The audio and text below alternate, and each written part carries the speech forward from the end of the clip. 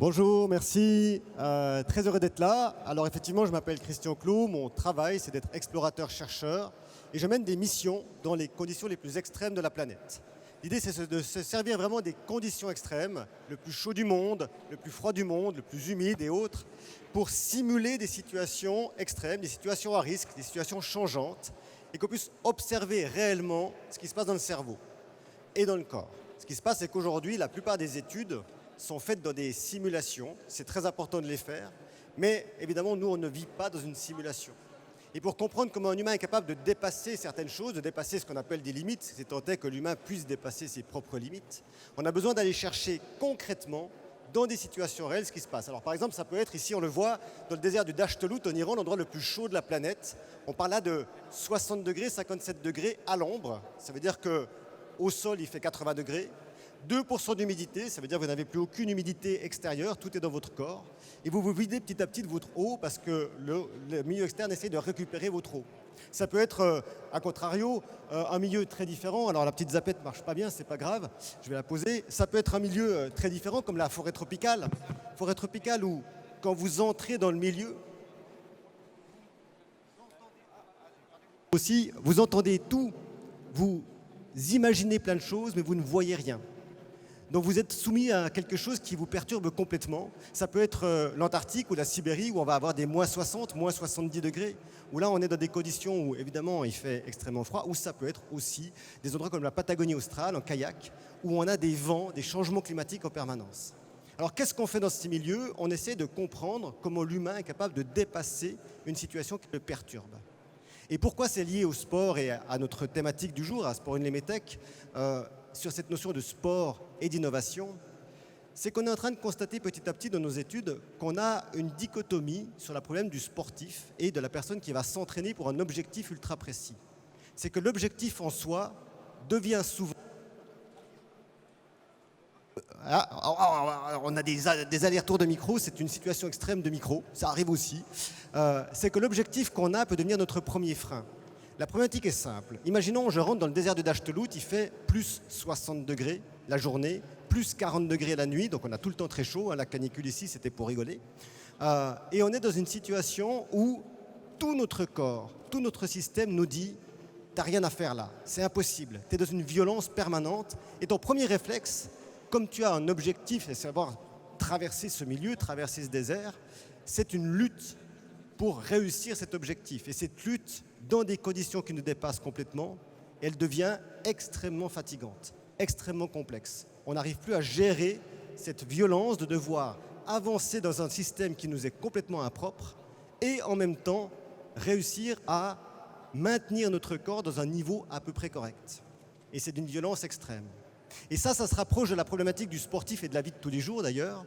C'est qu'on est tous capables de réaliser quelque chose lorsque tout va bien, lorsque les objectifs qu'on a se réalisent au fur et à mesure, ou lorsque parfois il y a un petit accident de parcours, mais on recommence. Mais la vraie difficulté est la capacité que nous avons de comprendre notre objectif lorsque tout change et que plus rien ne fonctionne comme on le veut.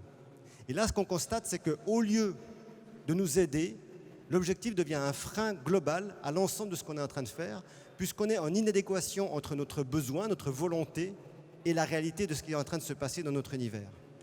Et globalement, on est beaucoup plus faible à ce moment-là que ce qu'on aurait été dans une situation où les choses vont bien, et c'est là qu'en général les choses tombent. La question qu'on a, c'est comment est-ce que je réaffecte un objectif lorsque plus rien ne fonctionne? Lorsque moi j'ai construit pendant toute ma vie un entraînement pour remplir un carré, quelque chose qui est très clair, qui est très précis, un objectif de vitesse, un objectif de temps, un objectif de difficulté, et que soudainement tout change et que je me retrouve à devoir remplir un rond alors que tout est différent dans ma vie. Et c'est ça la vraie question. Donc nous, on est en train de constater un truc assez simple. Et finalement, ce qui a été dit dans la table ronde d'avant est assez fondamental par rapport à ça. C'est qu'un système cognitif ne peut réaffecter un objectif et trouver des solutions lorsque les choses vont moins bien que s'il a en lui une diversité d'informations comparées. À savoir que si vous savez faire une chose très bien, si cette chose ne fonctionne plus comme vous l'aviez avant, vous n'avez rien pour pouvoir reconstruire une nouvelle compétition, une nouvelle compétence. Le cerveau, c'est comme des Legos, si on doit schématiser, évidemment. C'est un système avec plein d'informations Et on construit petit à petit une connaissance, un savoir qui nous permet de réaliser un certain nombre d'actions, un certain nombre de choses. Mais si un jour, ça ne fonctionne plus, et qu'on n'a personne pour nous aider à l'extérieur, comme dans une compétition par exemple, le cerveau, ce qu'il va faire, c'est qu'il va aller chercher en lui de quoi reconstruire une nouvelle forme, comme un puzzle. On avait un carré, et petit à petit, il va déconstruire ce carré pour reconstruire un rond, par exemple. Cette capacité de changer d'affectation et d'objectif. La problématique qu'on a, c'est qu'il faut avoir dans le cerveau ces capacités différenciées qui permettent de reconstruire, comme un puzzle, une nouvelle forme. Et si on ne les a pas, ces capacités-là, eh bien, au moment où on est dans une difficulté, dans un stress, dans une peur, dans un inconscient, alors on n'a pas la ressource suffisante pour dépasser cette situation. Ce qui m'intéresse dans ce qui a été dit tout à l'heure, c'est cette notion de travailler un peu en entreprise et de travailler évidemment en tant que sportif d'élite, dans l'idée que lorsqu'on travaille sur des choses qui nous sont impropres, des choses différentes, si je suis un sportif d'élite, si je suis un coureur de 100 mètres, si je suis un skieur, le fait de faire des choses très différentes, très différentes, va justement construire dans son cerveau des nouvelles capacités.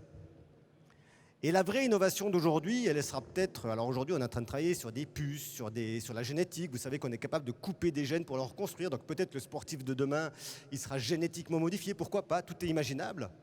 Mais ce qui est certain, c'est que finalement, la plus belle des innovations que nous, on peut faire en tant que sportif, c'est peut-être pas de s'entraîner plus et plus à notre sport, qui est important de le faire, mais de s'intéresser à 1000 autres choses.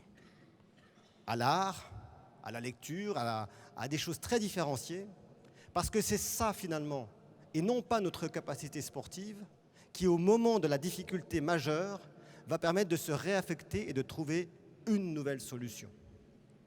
Et elle est fondamentale. Pour exemple, et je finirai là-dessus, je mène des expéditions en conditions extrêmes, c'est mon travail de sportif, c'est que je fais des grandes traversées dans des conditions particulières. Et un jour, j'étais en Patagonie, en train de faire une traversée. La Patagonie, c'est l'endroit où il y a le plus de versatilité, dans un petit fjord, perdu, j'étais tout seul, sans aucun secours possible. Et il y a ce qu'on appelle un willy-woo qui m'est passé dessus à ce moment-là. Un willy-woo, c'est un vent de 300 km/h qui passe d'un coup très violemment. Ce vent arrive en face de moi et renverse mon embarcation, et moi avec. Je me retrouve dans l'eau, et l'eau est à 2 degrés. Et moi, à l'époque, je suis en ciré de marin, j'ai des bottes, j'ai pas du tout d'équipement spécifique. Donc l'eau est à 2 degrés. Et là, vous avez une information médicale de spécialiste qui dit qu'à 2 degrés, le corps survit 5 minutes. Or, avec la tempête, mon embarcation est partie bien trop loin. Je suis à plus de 12 km de toute côte. Je suis au milieu de l'eau et je sais que je ne peux pas rejoindre ni mon embarcation, ni la côte en 5 minutes. Donc, il y a un truc qui ne marche pas, quoi. Et c'est là qu'intervient le problème de l'objectif.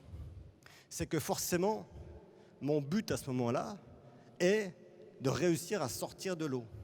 Or, l'ensemble de ce que j'ai appris durant ma carrière m'a dit 5 minutes. Donc mon objectif et la réalité n'est pas possible. Et je ne sais pas quoi faire. Donc je me pose un peu la question, est-ce que je prie? Est-ce que je... Voilà. Et je me mets à nager quand même, parce que je me dis, il faut bien que je fasse quelque chose, mais je me mets à nager. Et au bout de 5 minutes, effectivement, je suis encore très loin de mon embarcation, et je suis dans un état terrible. Mes articulations sont complètement dures, chaque mouvement est horrible, j'ai l'impression de déplacer du marbre, j'ai une douleur permanente. Et je me rends compte que ce ne sera pas possible, et je commence à me dire, mon cerveau dit à mon corps, arrête, c'est trop douloureux, arrête de nager. Et donc on commence à couler. Et à ce moment-là, la tempête, qui continue, balaye le fond du fjord de manière très forte, et il y a un rayon de soleil qui passe, et ça crée une lumière très particulière qui ressemble à une peinture que j'ai vue un jour, qui s'appelle la Tempête de Turner. Donc c'est pas très important, c'est une très belle peinture. Et je vois cette peinture dans ma tête. Et je vois l'endroit où j'ai vu cette peinture. C'était au Met, à New York, on s'en fout. Je vois la personne avec qui j'étais au moment où j'ai vu cette peinture, une personne qui m'est très chère. Et je réalise que j'ai très envie de revoir cette personne. Et je me remets à nager. 20 minutes plus tard, je rejoins mon embarcation, je remonte dessus et je retourne à la côte. Je vous raconte cette histoire, pas pour vous raconter mon histoire, la peinture de Turner et ma copine. Je vous raconte ça parce que ce qui m'a permis de survivre à ce moment-là, c'est pas ma force physique pure, Ce n'est pas ma capacité intrinsèque d'assurance. C'est qu'un jour, j'ai vu un tableau qui, dans mon cerveau, a posé un marqueur qui m'a permis, au moment où j'en avais besoin, de recréer une nouvelle capacité et finalement de rester non pas 5 minutes, mais 20 minutes de 1 à 2 degrés, ce que la science estime impossible. C'est ça qu'il faut chercher à faire quand on est un sportif d'élite ou quand on est un sportif amateur ou quand on a un objectif. C'est de ne pas se focaliser sur son objectif final, sa force, sa préparation. Ça, c'est quelque chose qu'on fait tous les jours et c'est notre métier. Mais c'est de se focaliser sur tout ce qui peut nous permettre de penser différemment, de réagir différemment. Parce que le jour où vous serez face à un adversaire dans une difficulté énorme, ce n'est pas votre force pure qui vous permettra d'en sortir, parce qu'il est aussi fort que vous. C'est votre capacité à imaginer un monde différent dans lequel votre structure mentale va reconstruire une capacité que l'adversaire en face n'a pas. Et c'est peut-être ça, l'innovation que moi j'apprends quand je suis en expédition, et c'est ce qu'on est en train de voir dans le cerveau avec nos études sur la condition humaine. Je vous remercie de m'avoir écouté. Bonne journée. Merci beaucoup. Christian Clot qui nous a fait le plaisir de venir aujourd'hui. Christian Clot